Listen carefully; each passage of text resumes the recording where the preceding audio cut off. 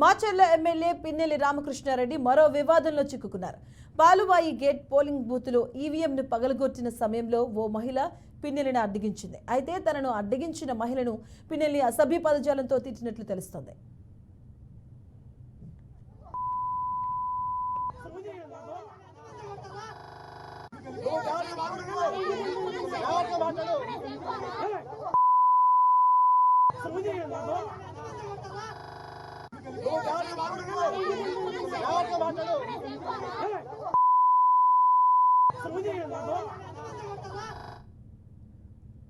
Macherla MLA Pinnelli Ramakrishna Reddy మరో వివాదంలో చిక్కుకున్నారు. Paluvai gate polling బూత్లో ఈవీఎంను పగలగొట్టిన సమయంలో ఓ మహిళ పిన్నెల్లిని అడ్డగించింది. అయితే తనను అడ్డగించిన మహిళను పిన్నెల్లి అసభ్య పదజాలంతో తిట్టినట్లుగా తెలుస్తోంది.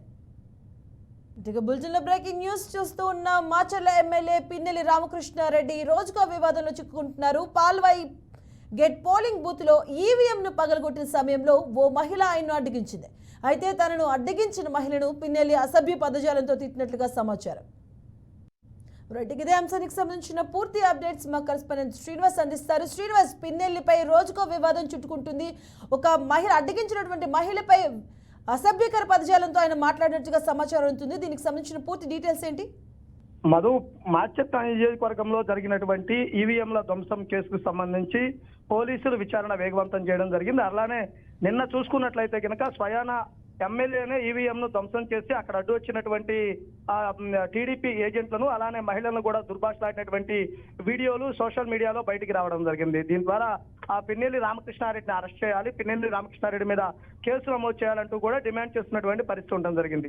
ముఖ్యంగా చూసుకుంటే మాచర్ల నియోజకవర్గంలో ఎలక్షన్ జరిగే సమయంలో పాలవాయి గేటు ఉన్నటువంటి బూత్ దగ్గరికి చేరుకున్నటువంటి ఎమ్మెల్యే పిన్నెల్లి రామకృష్ణారెడ్డి డైరెక్ట్ గా బూత్ లోకి వెళ్లి ఈవీఎంను ధ్వంసం చేయటము, అలానే బయటకు వచ్చిన వారిని దుర్భాషలాడినటువంటి పరిస్థితి కూడా ఉండడం జరిగింది. దీనిపై ఇప్పటికే కేసులు నమోదయ్యాయి, విచారణ కూడా జరుగుతున్నది. అదేవిధంగా ఆయన హౌస్ అరెస్ట్ పేరుతోటి లోపల ఉన్నా కానీ ఆ అధికారులు కళ్ళు కప్పి మరి ఆ రాత్రికి రాత్రి హైదరాబాద్ వెళ్ళినటువంటి పరిస్థితి కూడా ఉండడం జరిగింది. అయితే ఇప్పుడు కేసులు నమోదు, ఈ వీడియోలు బయటకు వచ్చిన తర్వాత పిన్నెల్లి రామకృష్ణారెడ్డిపై ఎటువంటి విచారణ జరుపుతారు, ఏ విధంగా అరెస్ట్ చేస్తారనేది కూడా ప్రతి ఒక్కరూ ప్రశ్నిస్తున్నటువంటి పరిస్థితి ఉంది. ప్రజాస్వామ్యంలో ప్రజాప్రతినిధిగా ఉండి స్వయానా వెళ్లి ఎన్నికల సంఘం విధులకు ఆటంకం కలిగించి ఎన్నికల జరుగుతున్న సమయంలో ఈవీఎంను ధ్వంసం చేసేటువంటి తీరును తీవ్రంగా తప్పుపడుతున్నారు. దానిపై ఈసీ కూడా చాలా సీరియస్ గా ఉండడం జరిగింది. అయితే ఎప్పుడు అతను అరెస్ట్ చేస్తారు, ఏంటి, ఏ కేసులు నమోదు చేస్తారు అనేది కూడా ప్రతి ఒక్కరూ చర్చించుకున్న పరిస్థితి అయితే కనుక మాచర్ల నియోజకవర్గంలో ఉంది.